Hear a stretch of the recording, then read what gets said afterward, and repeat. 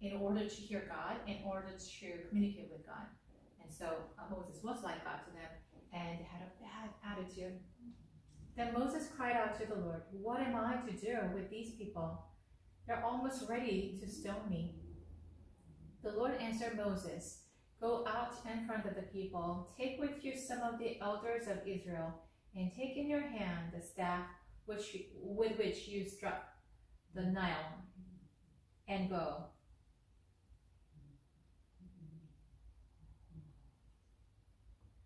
He is specifying the staff. It's, bring your staff. Instead of saying that, bring the staff with which you struck the Nile River.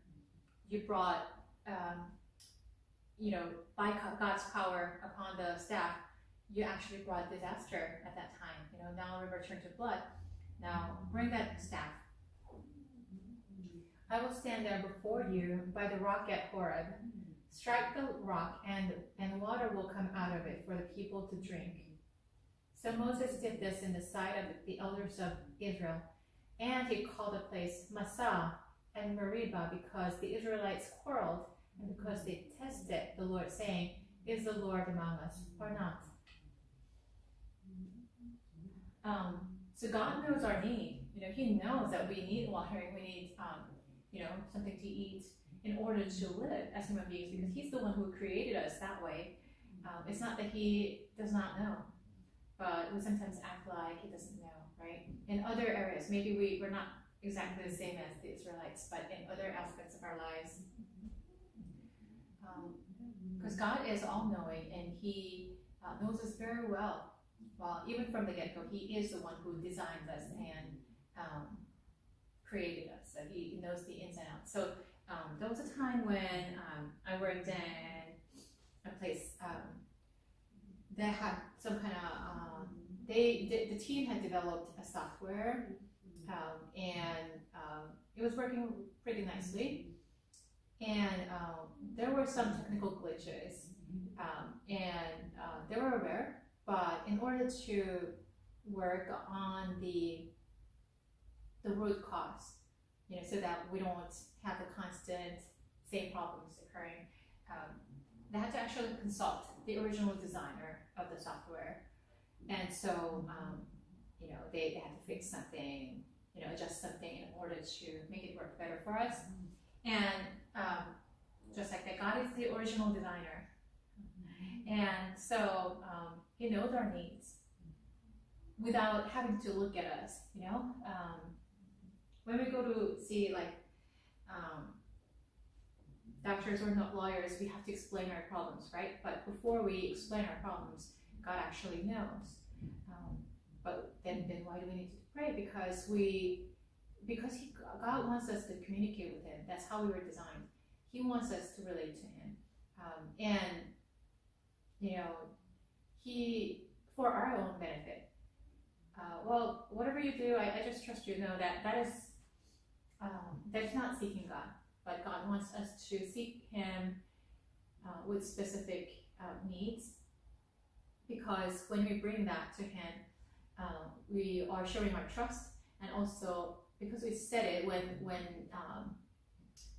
we receive an answer, we know that God is faithful. We know that our prayers have been communicated to God, and that way we can build our trust, build our faith. And but instead of bringing their needs, their supplication, they just grumbled and complained as if God were unable. God were either not good or unable. Is the Lord among us or not? Right. The Amalekites came and attacked the Israelites at Rephidim. So, wow. Once again, Israelites are not trained, and they just grumbled about water. And Peter is associated with the rock, so I'm saying. But Moses actually struck the rock, and water gushed up from the rock. Our rock and our salvation is the Christ the Messiah, and from Him and through Him flows the water of the living water, by which we will not thirst ever again. Meaning, when we turn to the water, we have to drink it like, an hour or 2 hours later again, and tomorrow we'll have to drink again. But when we connect to the source of living water, the spiritual water, the water that gives us spiritual life, just like regular water, the physical water that gives us life, like we need water in order to live, right? We also need the spiritual water in order for our spirit to live, which is even more important than our physical body, even more important than our physical state and physical life. And that water is Jesus Christ. And so, and Jesus had to be broken. His body had to be broken in order to shed the blood, and by which we could be saved, by which we could receive the gift of eternal life. Just like that, the water that gave them life came out of the broken rock. Now, the Amalekites are known as their viciousness, and also their mighty warriors. They're known for those two. Moses said to Joshua, "Choose some of your men and go out to fight the Amalekites tomorrow." Okay, choose some men and fight the Amalekites. This first war. They just came out of slavery, and they've been just dragging their feet, like still they don't have their I'm the seed of blessing kind of identity yet, and they're supposed to fight the Amalekites, the mighty warriors. "Tomorrow I will stand on top of the hill with the staff of God in my hands." The staff doesn't have any ability. It doesn't cut anything. It can't be a weapon. But he says, "I'm going to go up on a hill with my staff," right? So Joshua fought the Amalekites as Moses had ordered, and Moses and Aaron and Hur went to the top of the hill. So Joshua, the meaning of the name is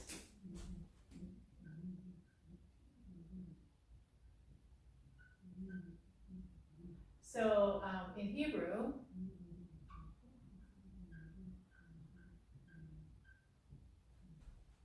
Yehoshua, which is the same as Yeshua. So Lord is our salvation.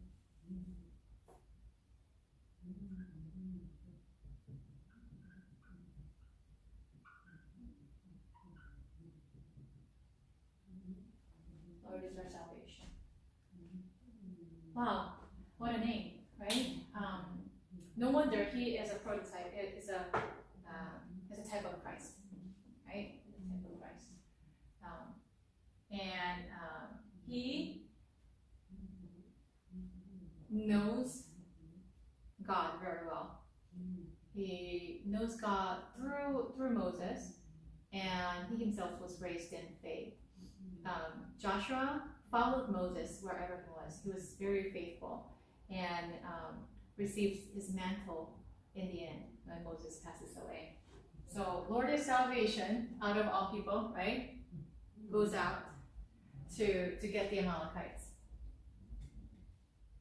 There's nothing that says, "Oh, but I'm not really trained. The Amalekites are great in number." He doesn't say any of that, but he goes out as told. And Moses and Aaron and Hur went to the top of the hill. As long as Moses held up his hands, the Israelites were winning.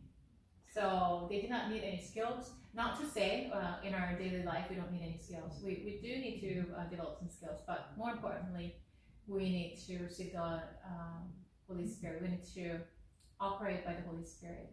And He's going to give us all the wisdom that it takes, strength that it takes to do our job, to battle against the enemy, to win the battle. As long as Moses held up his hands, the Israelites were winning. But whenever he lowered his hands, the Amalekites were winning. What is that? Is that a trick? It's raising up his hands. Why? He's praying. It's not just raising his up, like raising my staff, well, just because God says so. No, is praying. With your hands up, you're either praising or praying, right? It's praying to God. While he was praying, actually the Israelites were winning. But whenever his hands got lower, then they were defeated. So Moses' hands grew tired, of course. He's a human being.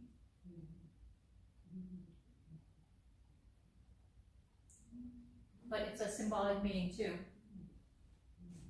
Just like he held up his hand and did God's mighty work, upon the land of Egypt. And whenever there was great things to be done, he used his staff, raised his hand, and actually that was God's, symbolizing God's act. When Moses' hands grew tired, they took a stone and put it under him, and he sat on it. Aaron and Hur held his hands up, so he just is now sitting on a stone, right? He couldn't stand anymore because the battle probably went on hours and hours, right? He had to sit, and then his arms were probably having cramps, but Aaron and Hur actually held his hand up, and he kept praying, one on one side and one on the other, so that his hands remained steady till sunset. So Joshua overcame the Amalekite army with the sword. So it's very symbolic. See, the thing that made them win the battle was not their might, not their skills, which did not have they did not have anyways. It was not their might, but Moses' hands up and his prayers. And who goes in the front of everyone is Lord is salvation.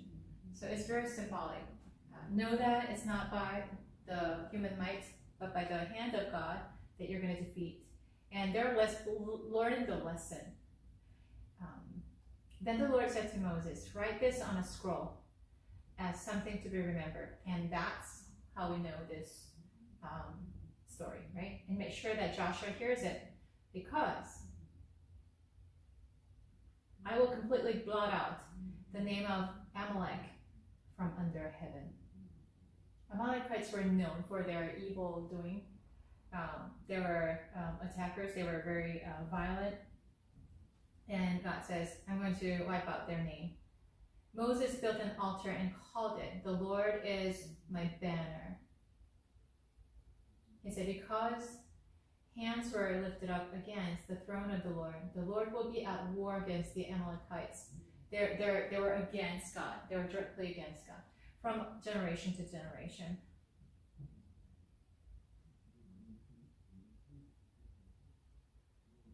And there are survivors, like some survivors that continue to attack the Israelites.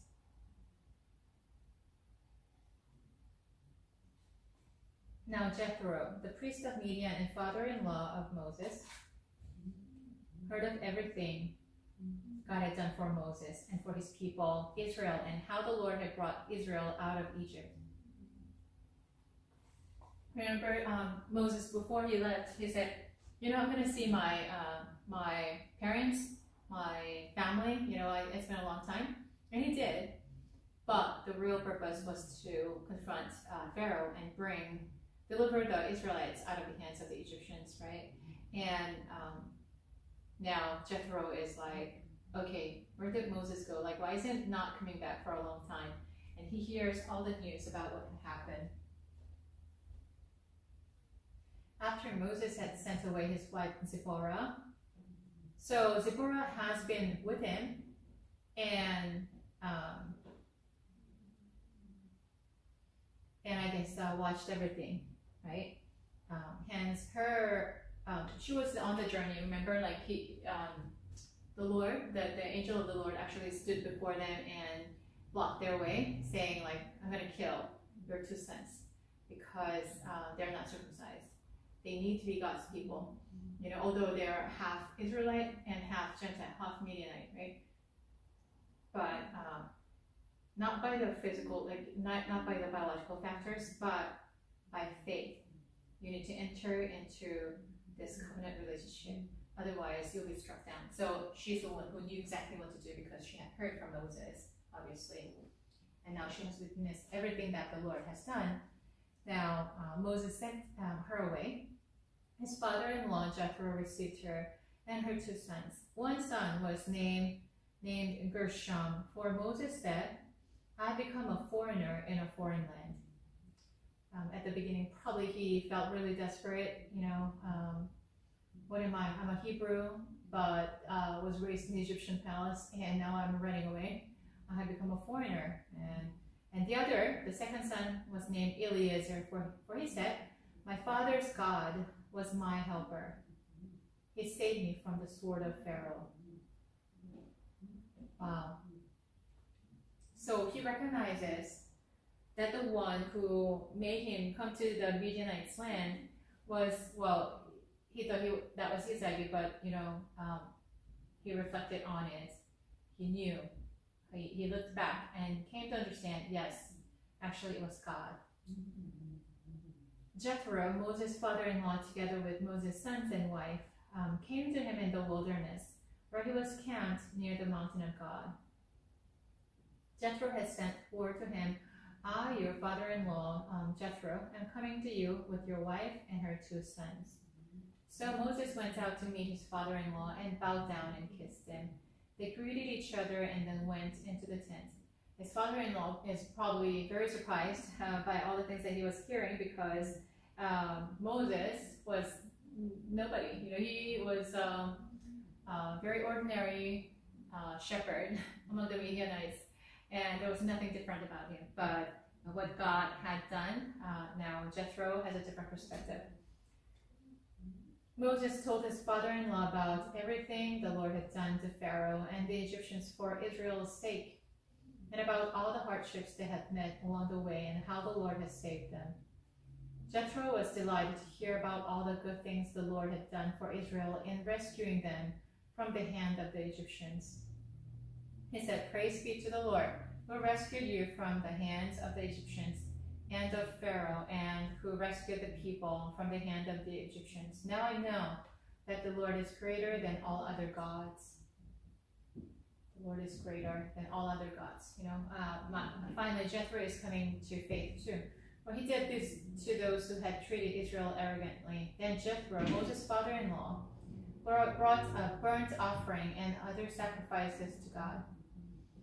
Now he's being grafted into God's people. And Aaron came with all the elders of Israel to eat a meal with Moses' father-in-law in the presence of God. The next day Moses took his seat to serve as judge for the people, and they stood around him from morning till evening. So as a leader, so Moses is serving as like a king, although there was no king, God is king.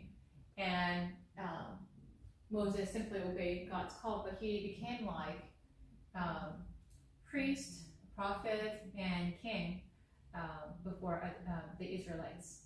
When his father-in-law saw all that Moses was doing for the people, he said, What is this you are doing for the people? Why do you alone sit as judge, while all these people stand around you from morning till evening?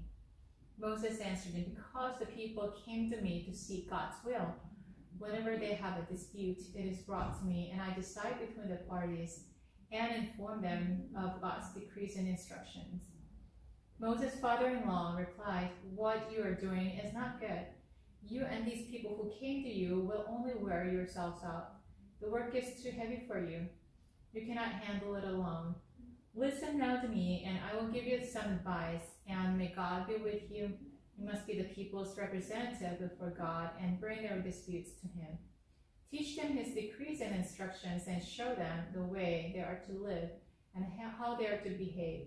So Jethro is so wise. He is a spiritual man, and he was a Midianite priest, but now that he has been grafted into God's family, he's receiving greater wisdom.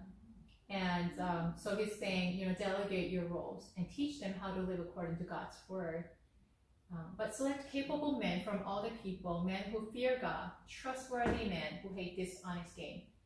These are some good standards for leadership, right? and appoint them as officials over thousands, hundreds, fifties, and tens. Have them serve as judges for the people at all times, but have them bring every difficult case to you.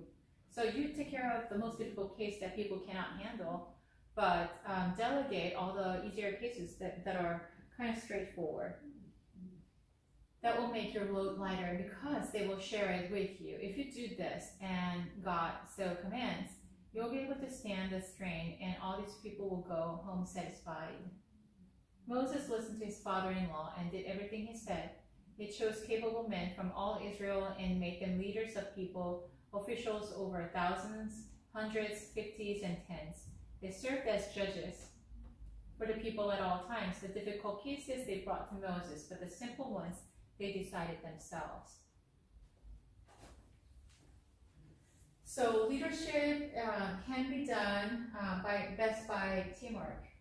And no human being is, no matter how great and, their endurance level might be higher than others, but eventually they'll worn out. So you need to have a team and delegate roles. Then Moses sent his father-in-law on his way, and Jethro returned to his own country.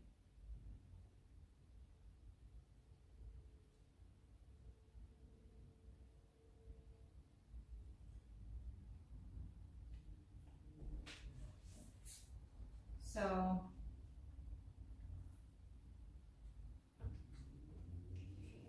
we're moving on to chapter 6, issues and challenges in coaching.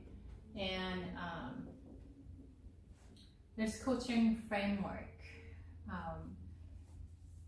If we have like a structure, if you know the general kind of procedure, general instructions as to like a general way of approaching coaching, then it'll help us at the beginning, but just throughout our coaching career.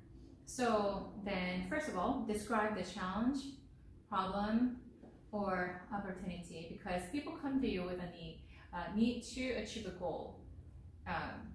So once again, coaching is not counseling, coaching is not therapy, coaching is not consulting, right? Although coaching may have those aspects here and there, the coaching itself, the main purpose is what? Is to discover and set the goals together and to go after the goals, right? You're being accountable, like you are helping the other person achieve that goal or those goals, right?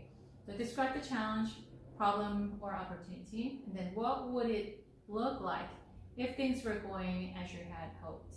So because they came to you because they couldn't achieve the goal, but so they either have a goal in mind or they have at least the picture, like this is what I hope happens. So we're asking about like what is the potential goal that you have in mind? What do you think is the problem? What do you think should be done, right? What have you already tried? What did you already try? And so either you did not try hard enough, or maybe you did not have the right method. So let's talk about that, right? And then what do you need to stop? What's hindering, right? What's hindering you? And think of efforts that aren't working. What imperfect behaviors are likely to fuel progress? Developing options. And which imperfect behaviors would you like to try? Next time we meet, what questions should I ask? So what is going to help you? What is going to stop you? So let's stop what doesn't work, and then let's try the way that's going to help you. So what are some of the issues in coaching? Of course, when you coach people, building rapport is important. But along the way, from session 1, and along the way, there are always issues and difficulties that we need to tackle, right? Just as in any other context, coaching context can have barriers and issues, right? So recognizing the potential issues will help the coach to be better prepared for a successful coaching journey. What are some of the potential issues? Okay, one, no clarity of goals. So it could be because of the client or because of the maybe the circumstances. The circumstances are really iffy, but then you can still make the potential goals clear, although it may be a little bit of a challenge when the situation is unclear. Make assumptions and don't look at observed behavior evidence. So it could be either of you. As a coach, you might assume so many things. We all bring in our own experiences and our own perspectives, and so maybe your client has a completely different experience or seems to be experiencing something that you think you know, but then actually this situation is kind of different, till you come to have a closer look or spend a longer time. And not looking at observed behavior evidence. No honest feedback from others. So you yourself as a coach, or maybe you're a client and then your coach doesn't tell you the truth, or we talked about your hiring window, and in order to discover our blind spot or unknown self, we need to turn to God. We need to turn to our trusted, mature friends who can tell us the truth in a loving manner, right? But if we don't have those people around us for some reason, then it becomes a hindrance. And blaming them, in this case, rather than working on your goals, because working on your goals is not going to be really productive, rather than working on that, this is time to really work on the perspective, like what do you think is a problem?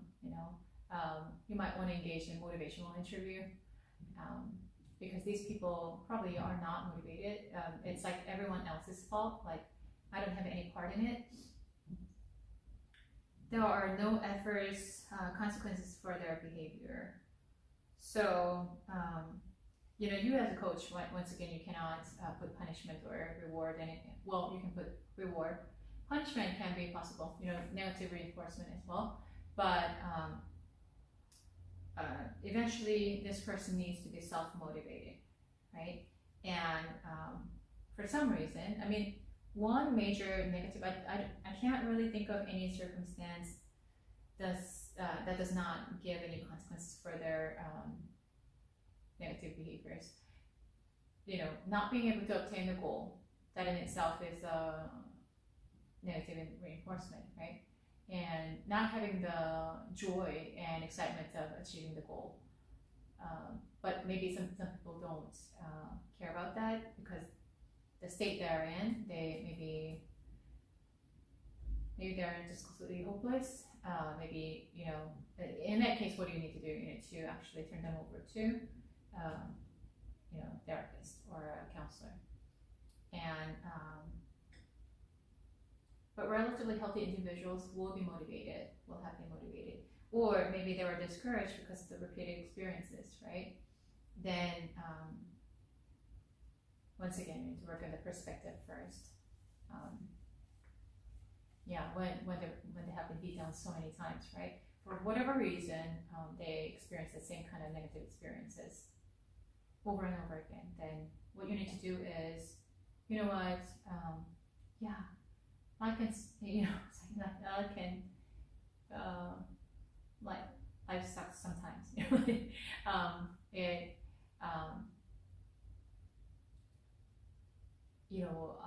There are times when people have to, unfortunately, they experience repeated experiences, but then that's not the end of it, and that's not the only result. I can give you other kinds of what other people have experienced, and that story can be yours. What do you think is hindering? What is keeping you from trying? And changing of the perspective may not happen overnight. If their experience has been long enough. Just like the Israelites, being in bondage for 430 years, it was very hard to change their perspective, right? To regain their perspective, to be restored to their original identity. That takes time. That takes a lot of experience. But how about moving forward to that direction, one step at a time? Once again, motivational interview is very important. Coaching becomes an excuse for not dealing with the skills deficit. Yeah. So then, in order to achieve a goal, you've got to acquire some skills. If that is the issue. If a person with all the skills for some reason is not achieving the goal, then you might want to look at some other factors, right?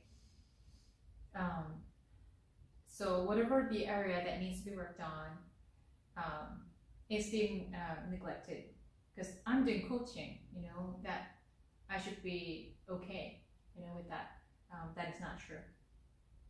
Attitude versus skills. Is that an attitude problem? Is that a skill problem? Failure to marry career development with succession planning. So,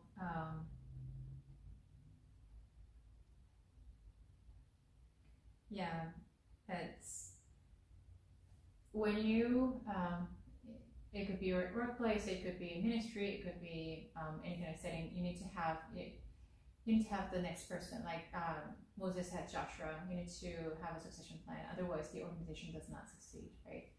In the end, after this person leaves, the organization falls apart or is not as good, and eventually it's going to go down. So it's not just your generation that you think about, but the successor.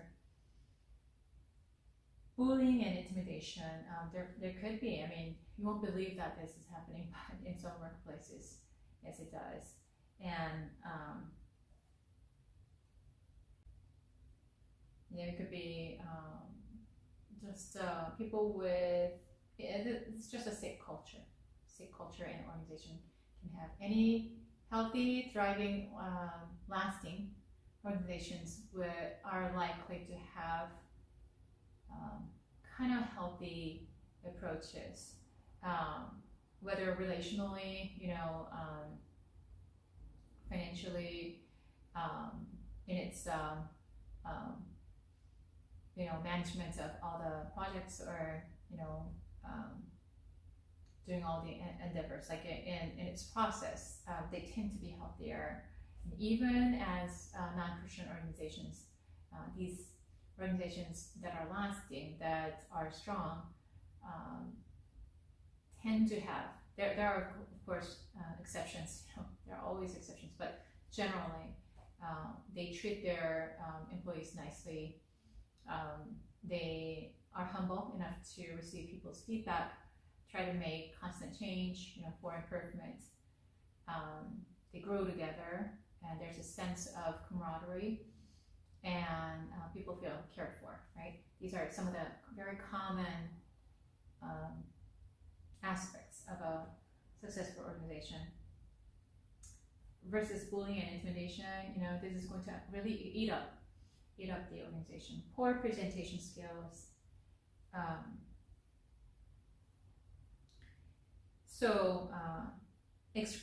Expressive language, right? How do you present yourself? How do you present your accomplishments? How do you communicate with people in order to develop teamwork, for the same direction, things like that. So lack of presentation skills. Maybe you don't sound as good as what you really have in mind, and these people are so used to the media, and the media presentation, it has developed like explosively in the past couple of years, especially due to pandemic. And in this day and era, maybe we need to do a better presentation, like so. And you need to work on how to present yourself so that it'll communicate the value that whatever you're doing, whatever you're trying to get attention for, has. There are the wrong behaviors for the position. Say, I talked about relational people, and we do need those people. Otherwise, the organization will fall apart, and things won't work. But then they also have, the downside of the relational people is that in a managerial position, they try to please other people. It's hard for them to say no or say things that will displease others. Versus there are dominant people who always want to lead, like, I know what I am supposed to be doing. I know how this organization can be successful, and therefore the downside is they may not pay close attention to those people who might be hurt on the way, right? So like everyone with strength can have a weakness, and usually their greatest strength can be their greatest weakness as well. And so then what are some of the behaviors that you need to engage in for the position? And trying to coach people who are clinically depressed. Yeah, so what they need is actually therapy, perhaps medication, and trying to coach them is not going to really work. So there are some issues. Yeah, these are some of the issues of coaching barriers. What are some of the challenges? Time pressure and deadlines. It'll take at least a year in order to get that done, but then we only have 3 months left or something like that, right? Then your goal needs to be more reasonable, right? Yes, of course, there are times when God turns things around really quickly, and you're like, before you know, you're doing something that you never imagined that you'll be capable of doing. Navigating confidentiality and organizational interests. So like we're talking about a business setting once again, right? Say in a company, the company has its own interests, but then, as a coach, you develop a certain level of trust and rapport with your client, and your client starts telling you something that you struggle with. Like you struggle between, okay, I'm supposed to keep confidentiality, with my client. And by the way, confidentiality needs to be talked about at the beginning of the session, at the beginning of the first session, so that, or even before the first session, so that there will be the same expectations. But then your reason of coaching this individual is ultimately for the organization. So you're caught in between. For the organization's sake, what this person is sharing, I need to really let people know, let the leadership know, or something like that, right? It's a challenge. Honesty and candor when coaches also control opportunity, salary, and advancement, right? So your client is your subordinate or your teammate, and you have control over their salary, promotion, and everything. And that conflicts with your role as a coach. This person just revealed something very unfavorable. That'll make him look unfavorable to others, to the coach. What are you gonna do, right? Goals that are set by top management, not the coachee, So, in a company, there are goals that have been set, and then it kind of conflicts with, or at least it's not the same direction as this, what your client is actually pursuing. Curiosity turns into manipulation. This can happen in any setting. Marriage and family therapy, pastoral counseling, even coaching, right? Because you have so much information, and it can be a source of power. Like, now that I know this about you, I can approach you in order to, I know how to make you move. This would be really bad. Switching or blending roles. So like, okay, I've been talking with you during this coaching session, but you know what? I'm going to put on my supervisor hat now. Discomfort with the supportive spirit of coaching, and expecting results at the same time. Yeah, so you may feel conflicted. And then listening feels burdensome to managers who typically give directions. Maybe you're not carved out to be carefully listening, like, although that is a key aspect of leadership, you may be more comfortable like giving directions. And now I have to sit and listen to like, this is something that I'm not used to, that I'm not very good at. That could be a challenge. Problem-centered versus solution-centered. Yeah, so if your environment is problem-centered, but your approach is solution-centered, and there could be some culture clash, like the culture of the organization and your own approach. And employees look to coaching managers to give answers. Yeah. So like, you just tell me what to do.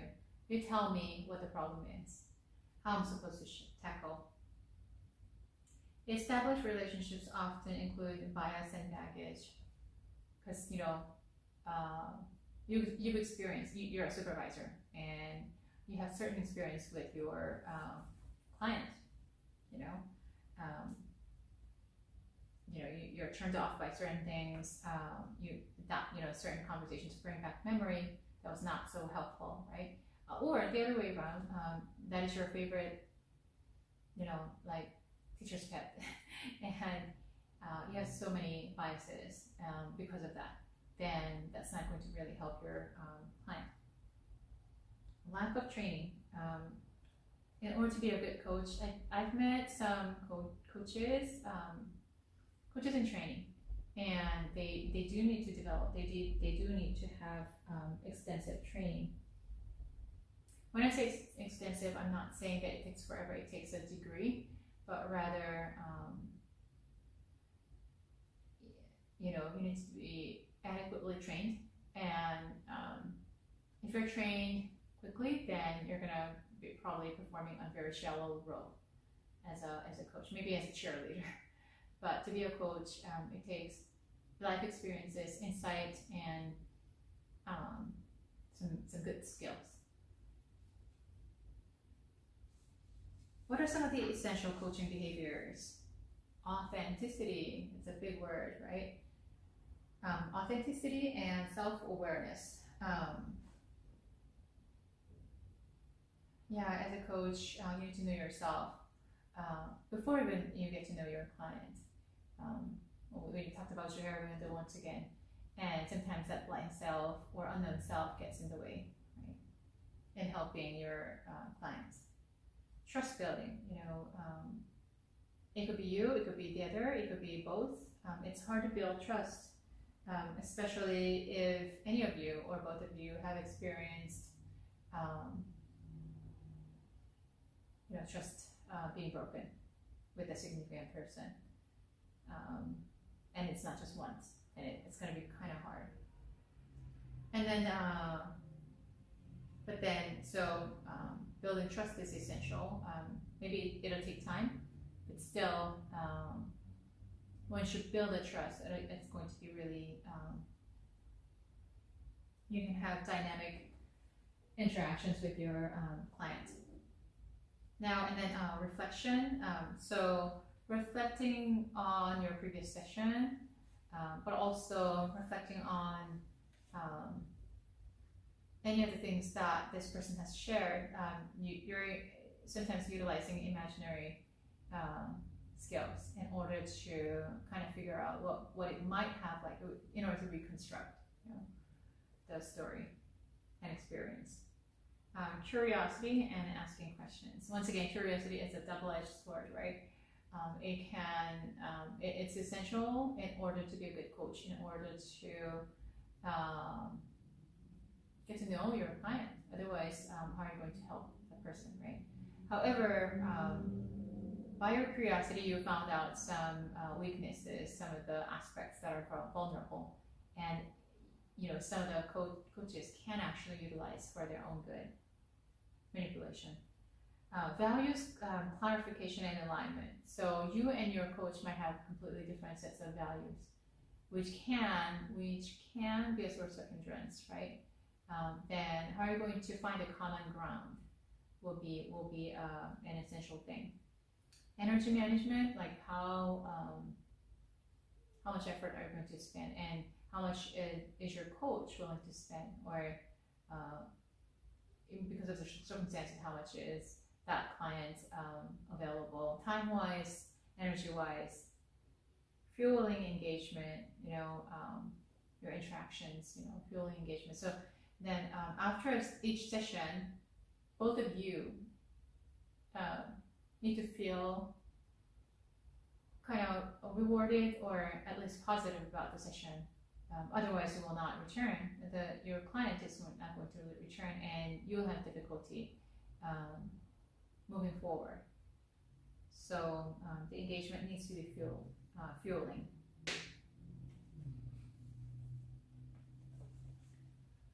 We're going to move on to assessment and coaching. So before we move on, let me actually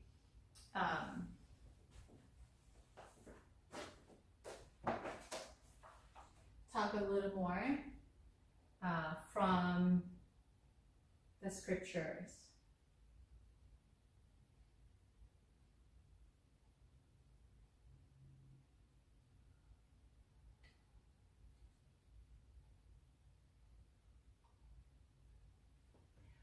Exodus chapter 19, we're moving on. On the first day of the third month after the Israelites left Egypt, on that very day, they came to the desert of Sinai. After they set out from Rephidim, they entered the desert of Sinai.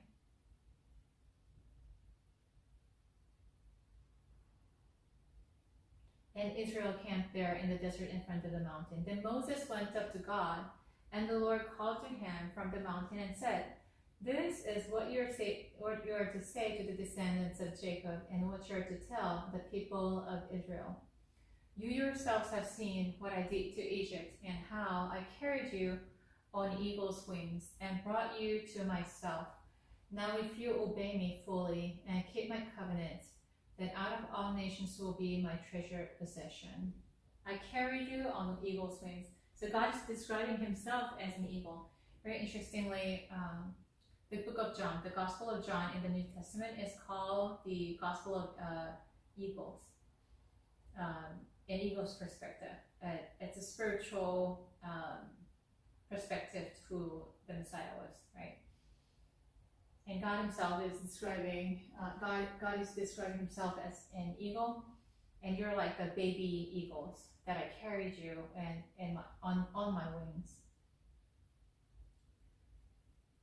Although the whole earth is mine, and God has to teach. He sounds really possessive, but he's not.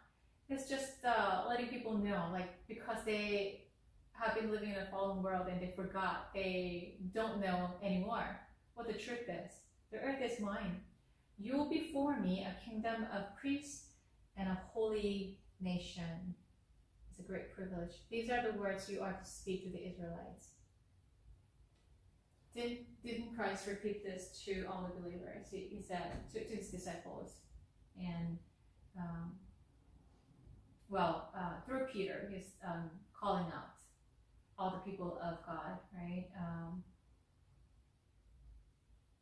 You're the chosen people, the holy nation, and holy priesthood, right? Royal priesthood. So Moses went back and summoned the elders of the people and said before them all the words the Lord had commanded them to speak. The people all responded together, "We'll do everything the Lord has said." So Moses brought their answer back to the Lord. The Lord said to Moses, "I'm going to come to you in a dense cloud, so that the people will hear me speaking with you and will always put their trust in you." Now, God wants to make sure that he makes Moses have authority over the Israelites. Otherwise, how else will they be led, right? So then Moses told the Lord what the people had said. And the Lord said to Moses, "Go to the people and consecrate them today and tomorrow, have them wash their clothes, and be ready by the third day, because on that day the Lord will come down on Mount Sinai in the sight of all the people.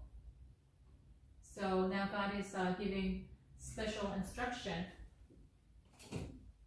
and He's telling them, okay, so I'm going to actually do something very special among you, so consecrate yourself.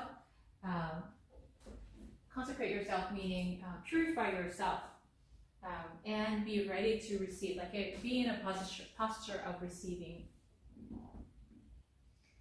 And be ready by the third day, because on that day the Lord will come down on Mount Sinai in the sight of all the people. Put limits for the people around the mountain, so that they were able to hear the conversations going on between God and Moses, right? But be careful that you do not approach the mountain or touch the foot of it. Don't even come to the mountain. Like don't even approach closely to the mountain, because where God decides to descend, that great God decides to shrink himself to come down on the mountain. But even then, you might be killed. Whoever touches the mountain is to be put to death. They are to be stoned or shot with arrows. Not a hand is to be laid on them. This is holy ground, right? No person or animal shall be permitted to live. Only when the ram's horn sounds a long blast may they approach the mountain. So don't approach until I say so, right? After Moses has gone down the mountain to the people, he consecrated them, and they washed their clothes. Why do they have to wash their clothes, right? Before God? It's a symbolic act. Get rid of your sins, because oftentimes the white linen or white robes symbolize righteous acts of people, meaning getting rid of sin and walking in holiness. Then he said to the people, prepare yourselves for the third day, abstain from sexual relations. On the morning of the third day, there was thunder and lightning, with a thick cloud over the mountain, and a very loud trumpet blast. Interestingly, this is how Jesus is going to return. So this is God's way of entering into the world that we're living in. Everyone in the camp trembled. We can't imagine how loud and how thick his presence was, but if you can actually experience God's presence, you will not be able to help but tremble. Then Moses led the people out of the camp to meet with God, and they stood at the foot of the mountain. Mount Sinai was covered with smoke, because the Lord descended on it in fire. God comes with fire too, right? The smoke billowed up from it like smoke from a furnace.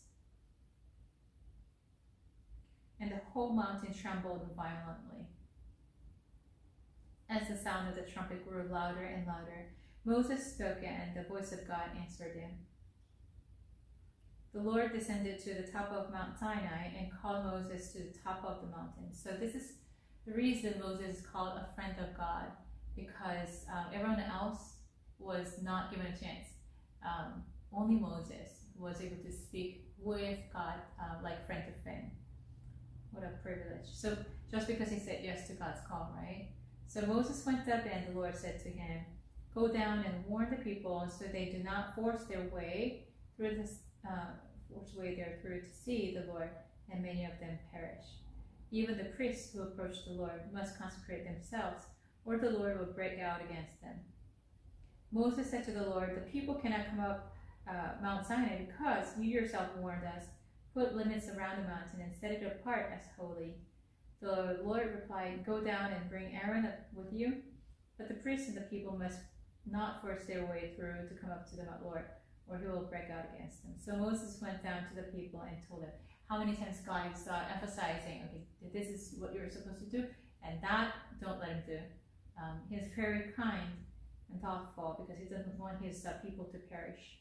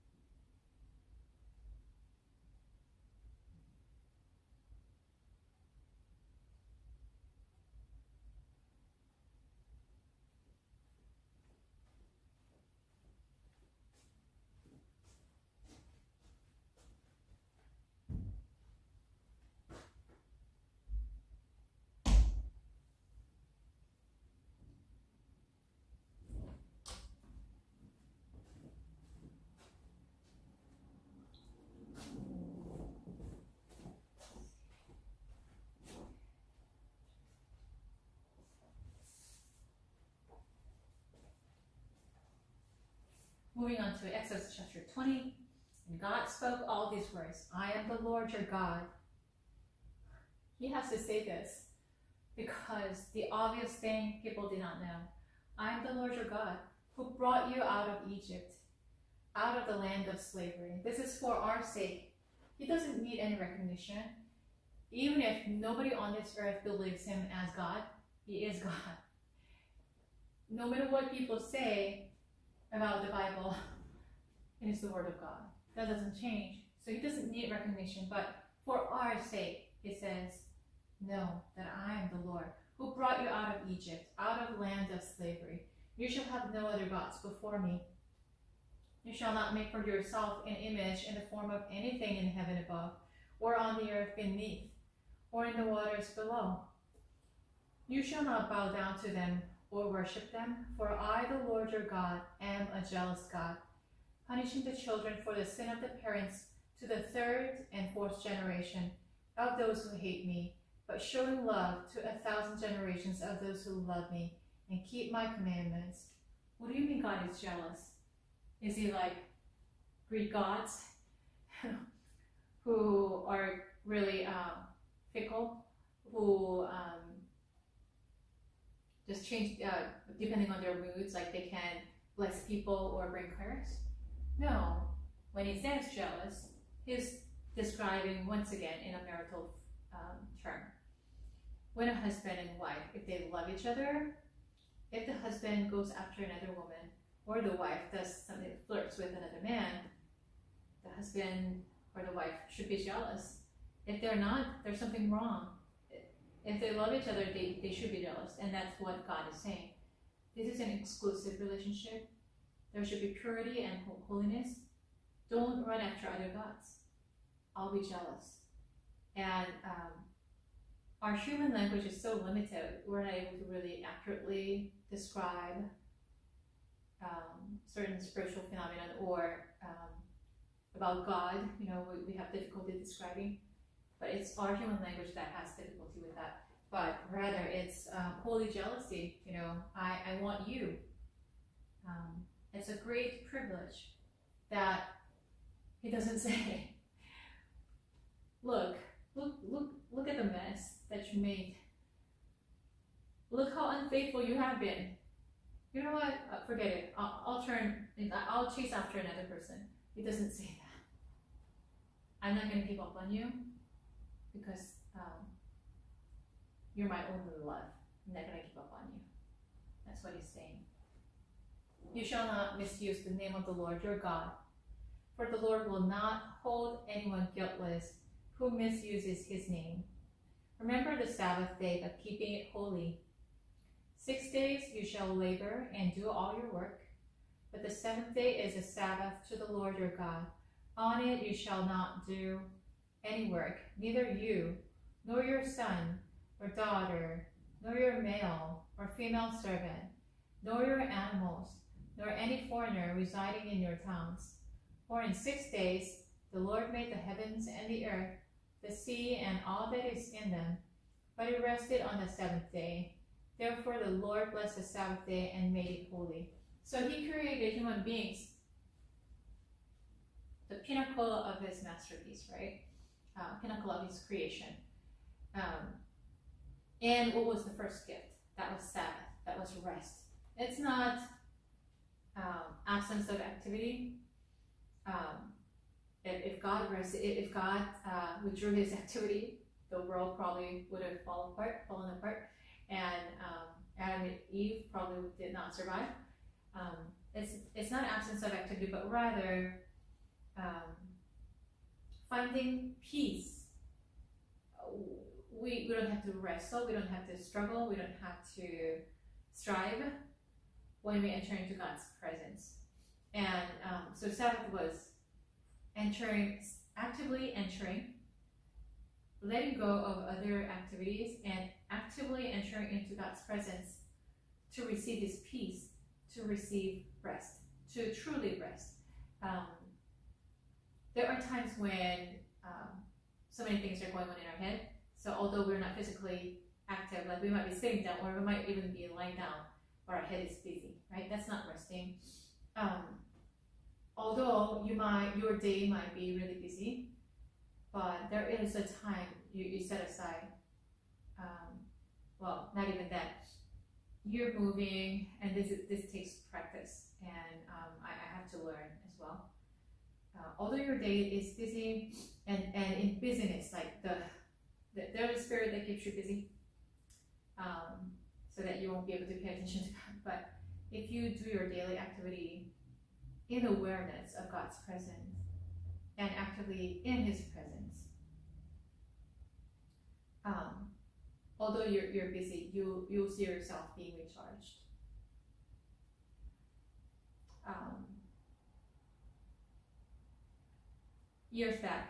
A few years back, when I discovered this worship gathering, it took 4 to 5 hours of. I was not used to that. We're kind of used to an hour and a half, 2 hours at most, right? And so 4-hour service, that was kind of long. That was weekly. And it took an hour and a half, or sometimes during rush hours, 2 hours for me to get there. So we're talking about good 6-7 hours of the day being spent just for worship, right? Worship, praise, and prayer. At first, I was like, whoa, like my body is not going to be able to handle this. I can't even sit through, right?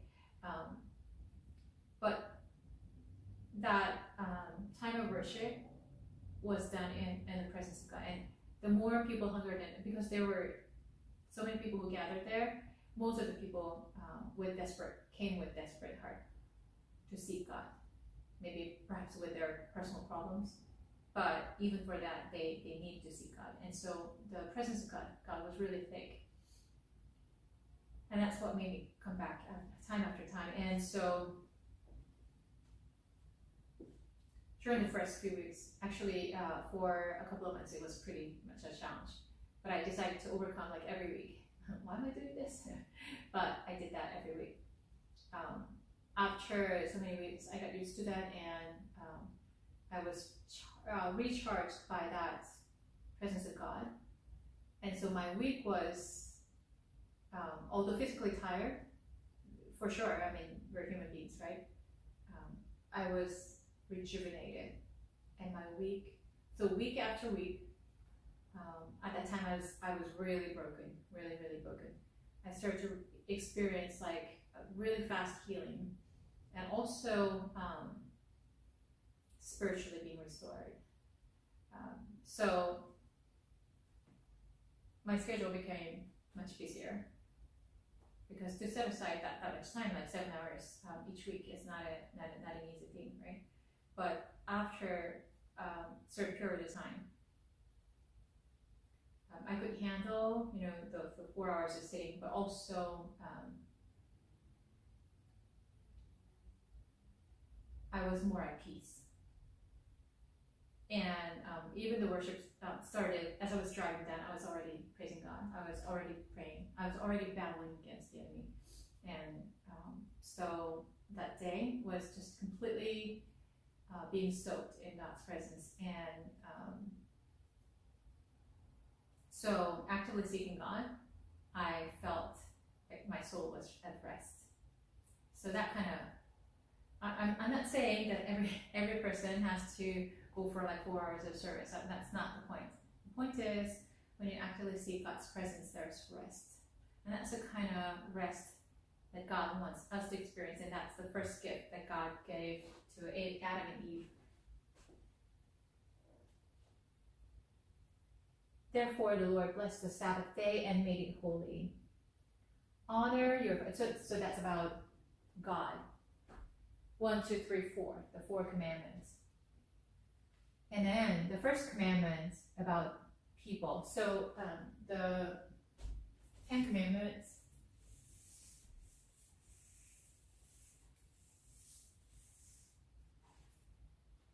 yeah. So we're talking about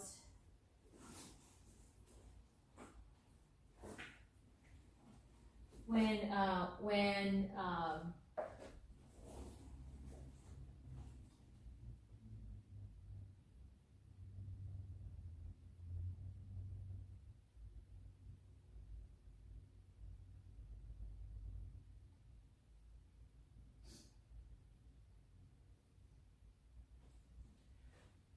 talking about vertical and horizontal relationships.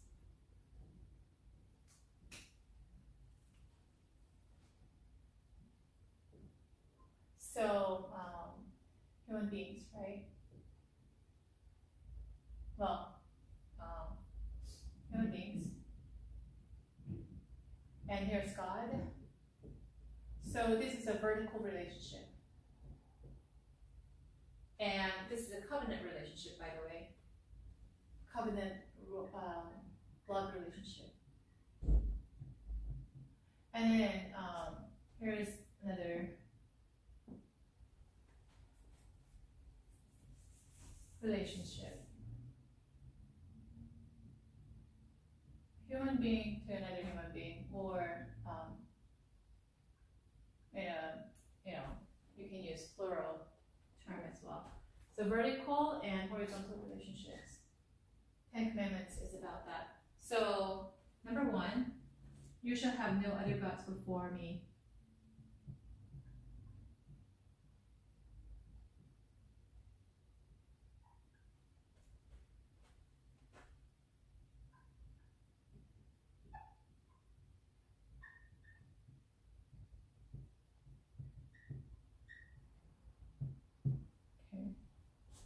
And then number 2, you shall have no carved out images, right? You shall not make idols.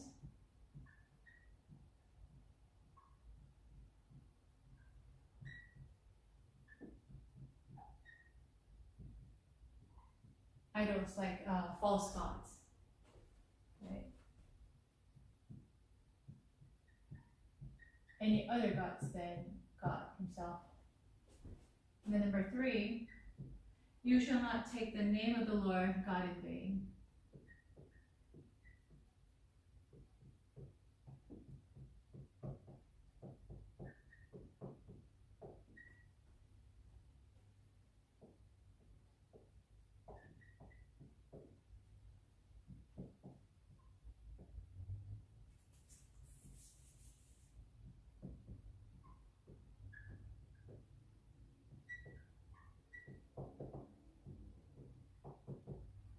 And then number 4 is you shall keep the Sabbath holy.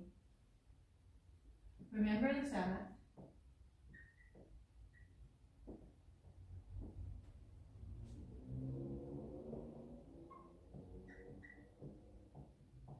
And keep it holy.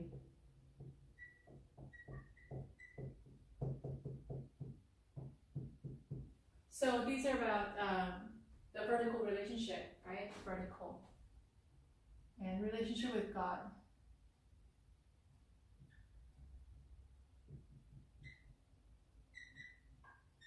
And then commandments after that, it's about relationship with others.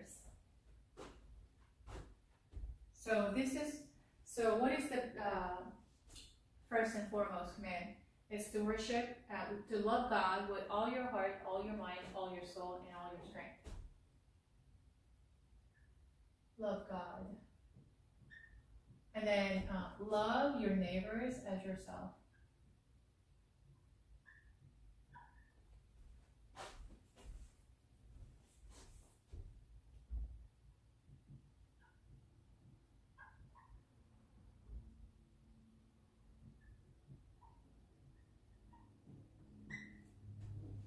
So how am I supposed to love God?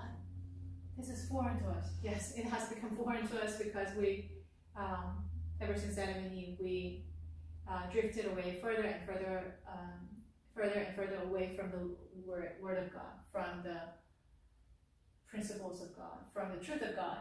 So how do you love God? This is how you love God. How do I love my neighbors? This is how you're supposed to love your neighbors. Honor your fathers. The first commandment about human beings, about your parents. Honor your father and mother.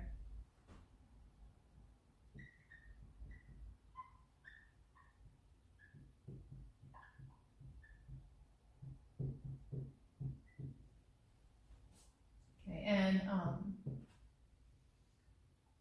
that's number 1, numero uno. And you shall not murder. Of course you.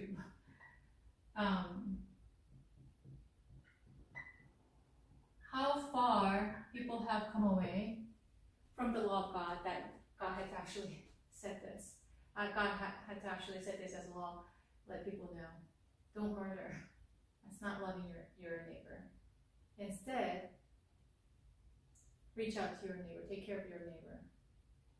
Don't kill them, in a physical sense, but what Jesus said is describing the heart of the spirit behind the commandment.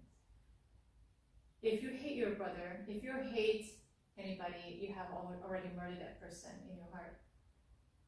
So what God is saying is like, well, simply don't kill anybody and you're a good person. You kept the law. No, he's not saying that. Love your neighbor as yourself, and do not murder, even your enemy.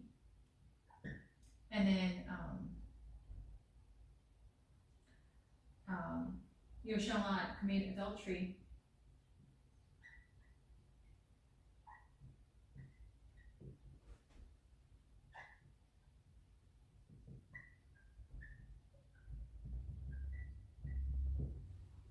You shall not commit adultery. So,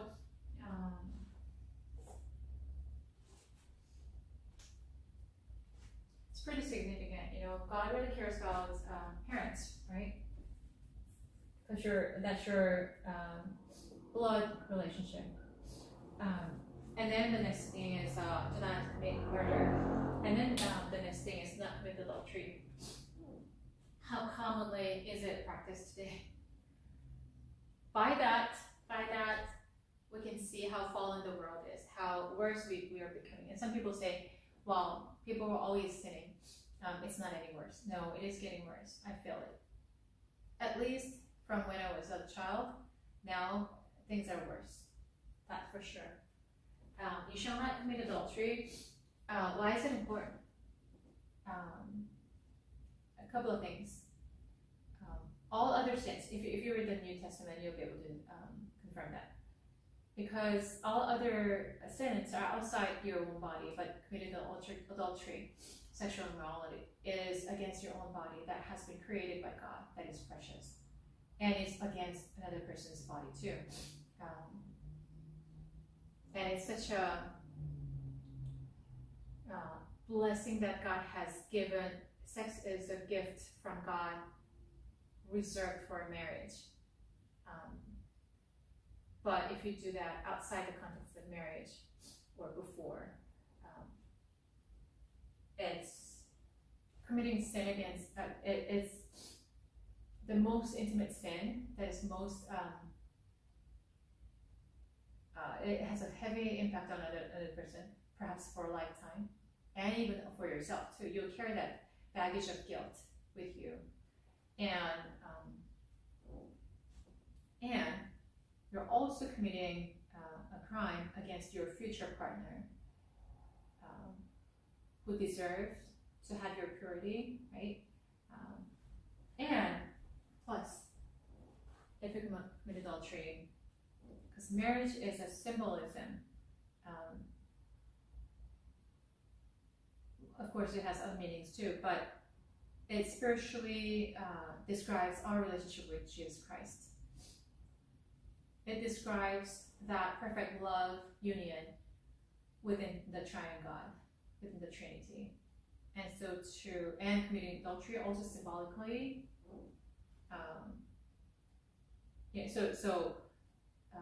sex is describing that intimate unity within triune God is a blessing to marriage. And marriage is such a holy, sacred institution that God has blessed with. And it symbolically represents his triune unity. Now, if you commit adultery, you're also violating the image of God, also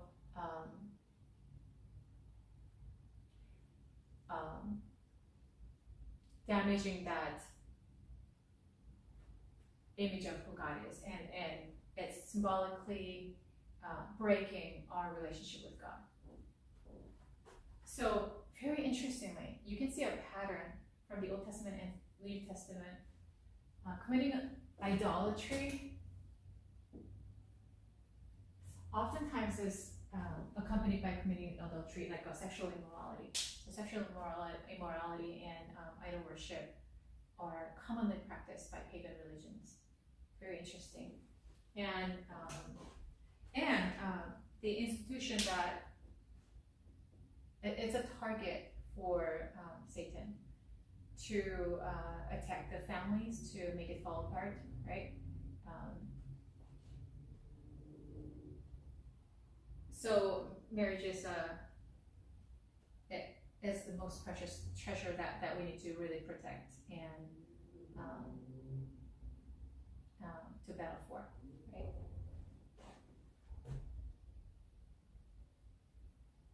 And then the next commandment is don't steal.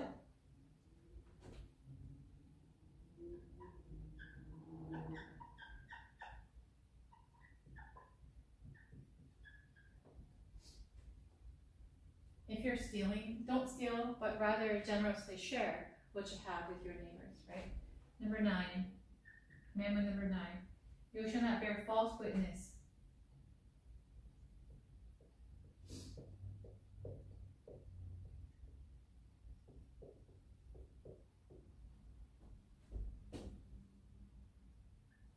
Against your neighbor.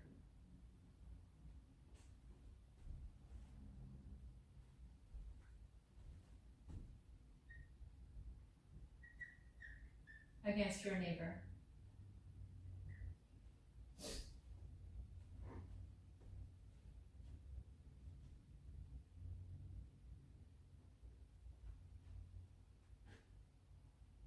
And then number 10, you shall not covet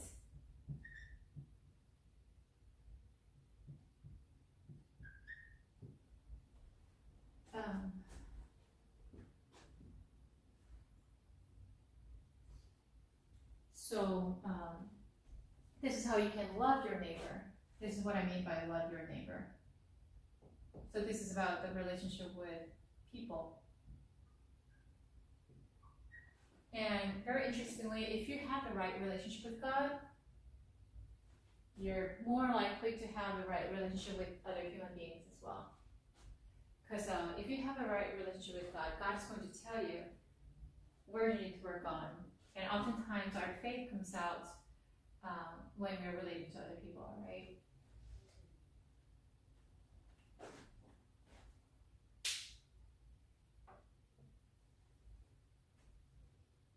So this is how God is describing the commandments to the people. Honor your father and your mother so that you may live long in the land the Lord your God is giving you. You shall not murder. You shall not commit adultery. You shall not steal. You shall not give false testimony against your neighbor. You shall not covet your neighbor's house. Or you shall not covet your neighbor's wife or his male, because, women were considered as property. So unfortunately, okay, so do not covet your neighbor's property, right? His male or female servant, his ox or donkey, or anything that belongs to your neighbor. So this is how quarrel happens, right? You want what somebody else has, and you cannot celebrate with them. That's when the quarrel happens. When the people saw the thunder and lightning and heard the trumpet and saw the mountain in smoke, they trembled with fear. They stayed at a distance and said to Moses, "Speak to us yourself and we will listen. But do not have God speak to us or we will die." This is how fearful they were, how great God's presence was. Moses said to the people, "Do not be afraid. God has come to test you so that the fear of God will be with you to keep you from sinning." The people remained at a distance while Moses approached the thick darkness where God was. Then the Lord said to Moses, "Tell the Israelites this. You have seen for yourself that I have spoken to you from heaven. Do not make any idols. Do not make any gods to be alongside me. Do not make for yourself gods of silver or gods of gold.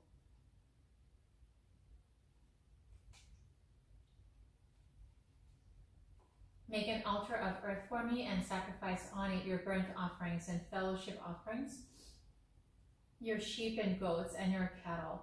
Wherever I cause my name to be honored, I will come to you and bless you.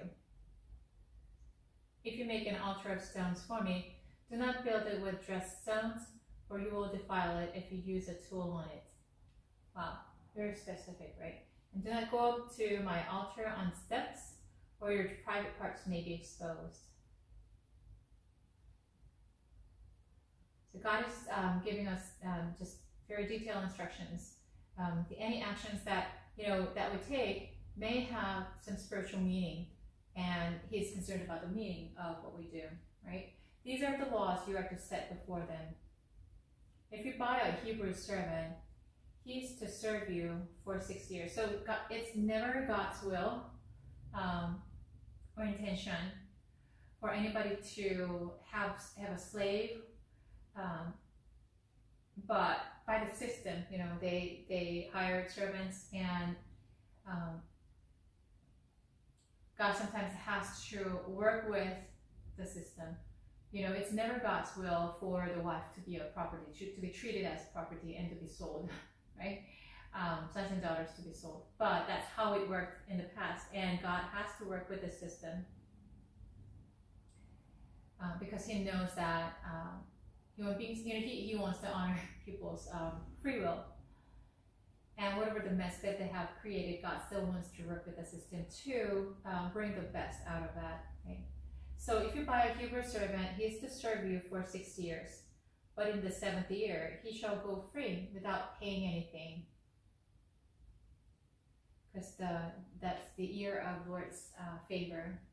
The number 7 represents God, and in God you find rest and freedom. So your servant should be given rest. If he comes alone, he is to go free alone. But if he has a wife when he comes, she is to go with him. If his master gives him a wife and she bears him sons and daughters, the woman and her children shall belong to her master, and only the man shall go free. But if the servant declares, I love my master and my wife and my children, and do not want to go free, then his master must take him before the judges. He shall take him to the door or the doorpost and pierce his ear within all, and he will be his servant for life. This is called the bond servant.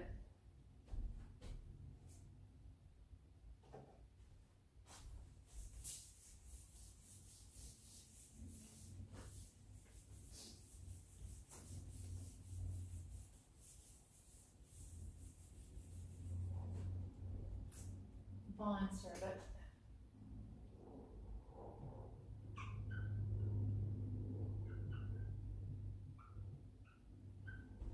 Bond servant is a person who voluntarily commits himself to serve as a servant for the rest of his life.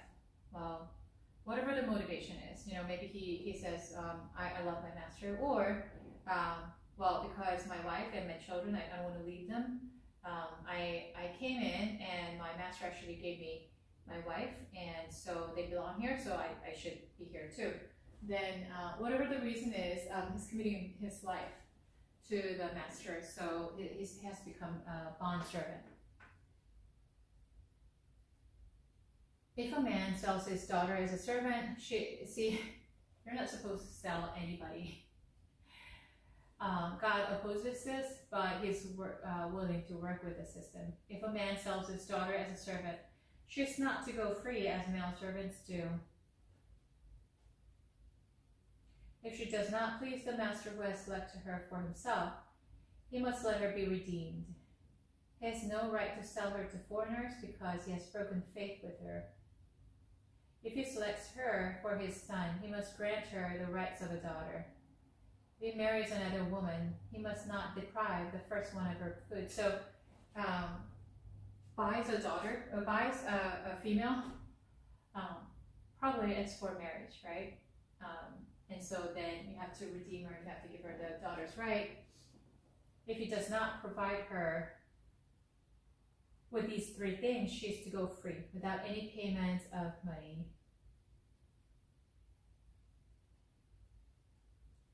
So basic rights, even to a human being that you bought with your money.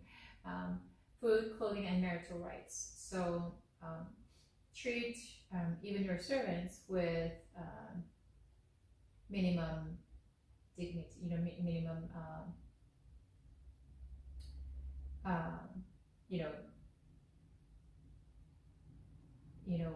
human rights needs to be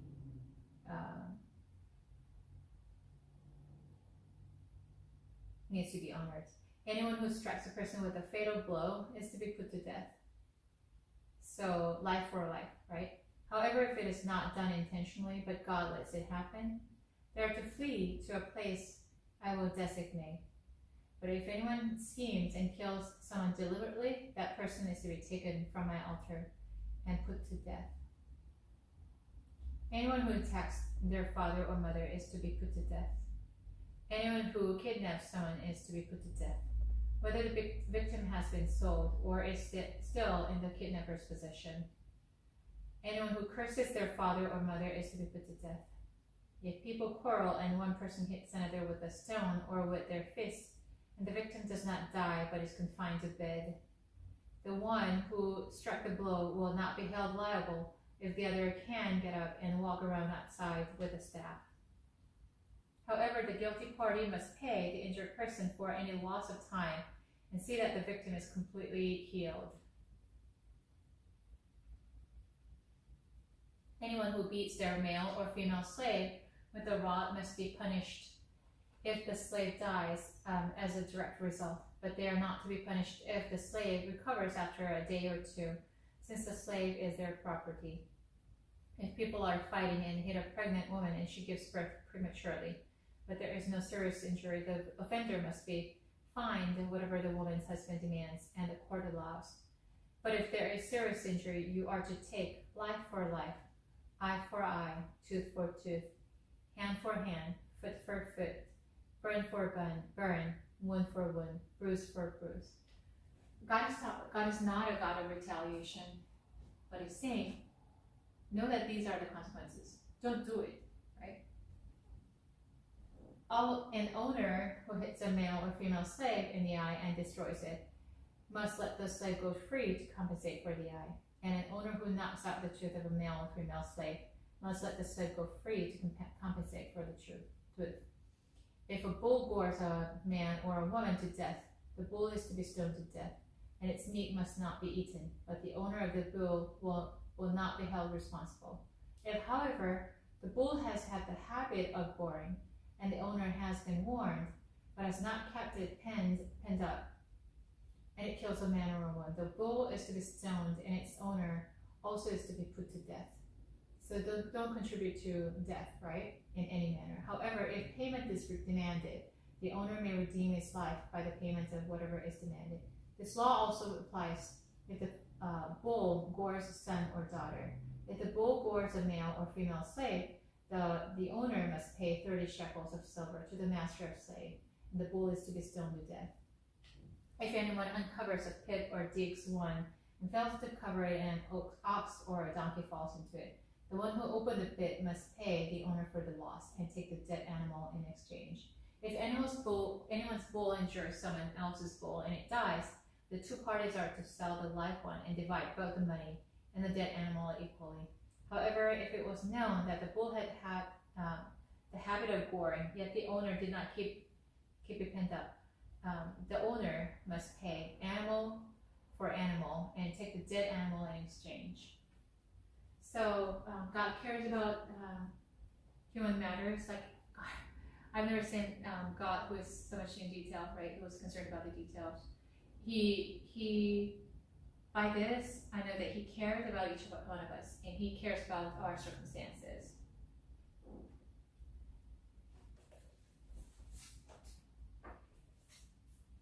Let's briefly talk about chapter 7, assessment and coaching. So why assessment?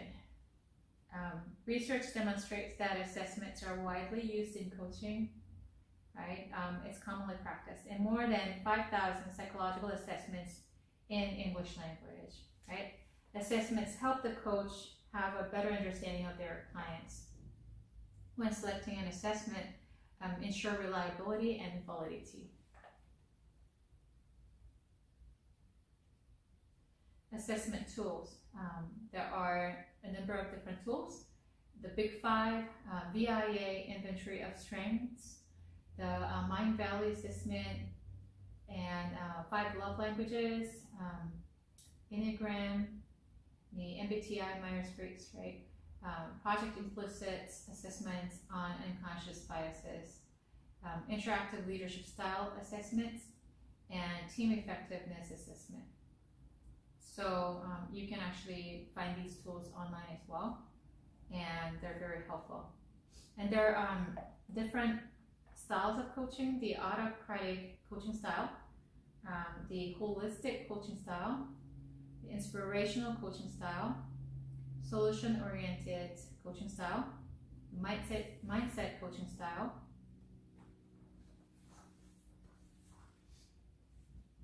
and how do you select the coaching style? There seem to be many different styles, right? Take a closer look at yourself. So which style do you naturally feel equipped with? Which one draws your attention? Which one do you feel that you will feel most comfortable with? Build on your strengths. So each person is different. You know, each coach is different. Each client is different.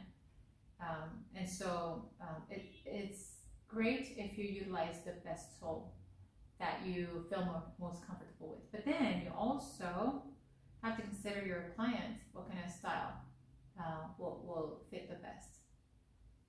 Take the context of a coaching relationship into account. So you might have to sometimes modify your style a little bit according to your client's needs, right? So there are some coaching principles that we need to keep in mind, right? Ask for consent and confidentiality. Like at the beginning, you need to set the standard in agreement. Like, so how would you like the confidentiality level to be?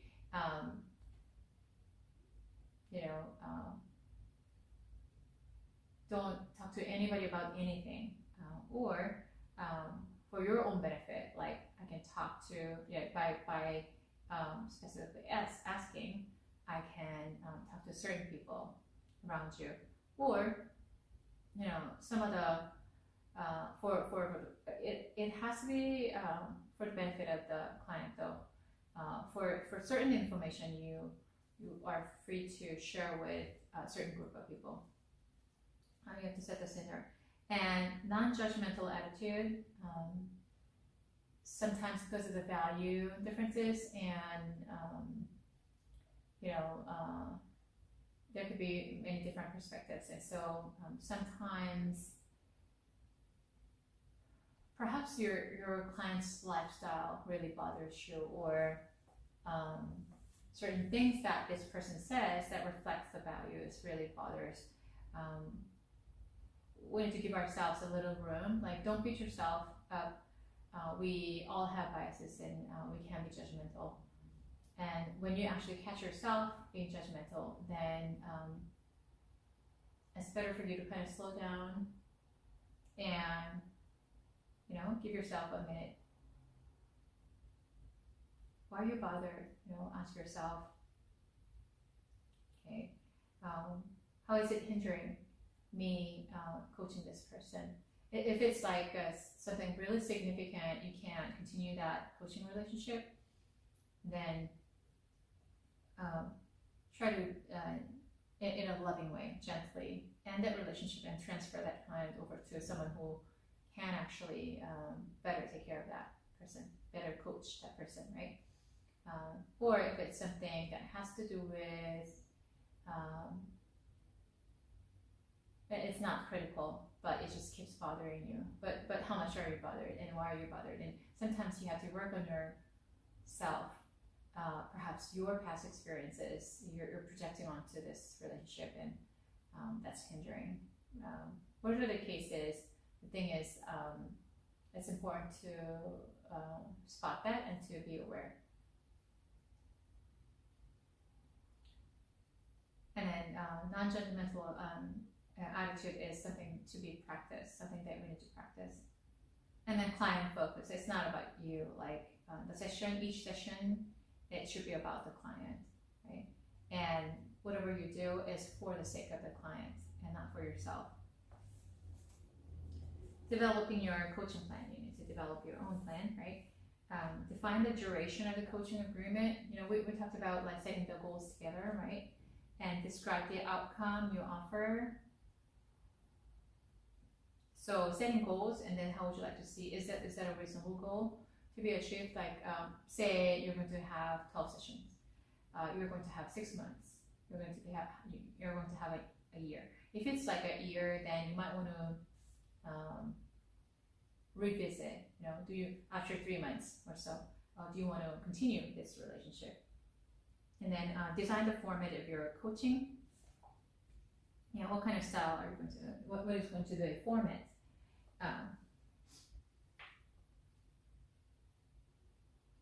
Yeah. So at the beginning, maybe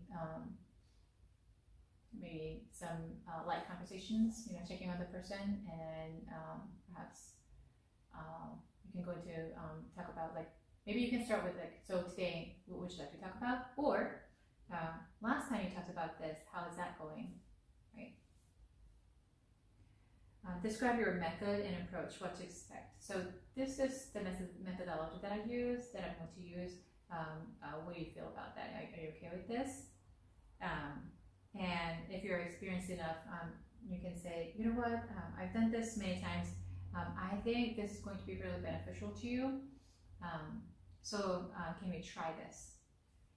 What to expect, and explain the fee if there's any fee involved, right? The terms of terminating the coaching relationship. So like maybe we arrive at we achieve the goal, or if any one of us happens to find ourselves, you know, breaching, then we're going to terminate. Hopefully that doesn't happen. Rescheduling and cancellation policy. Because whether there's a fee involved or not, you want to have the same expectations, right? It's not fair, whether you get paid or not, to just cancel at the last moment and just keep canceling, or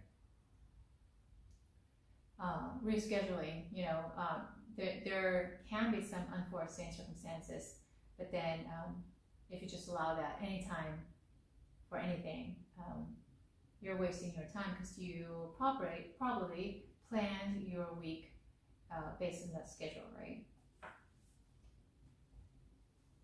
So cancel at least 48 hours before, 24 hours before, or a week before, depending on the situations. So we talked about different assessments before, and let's actually go in and talk about some of them.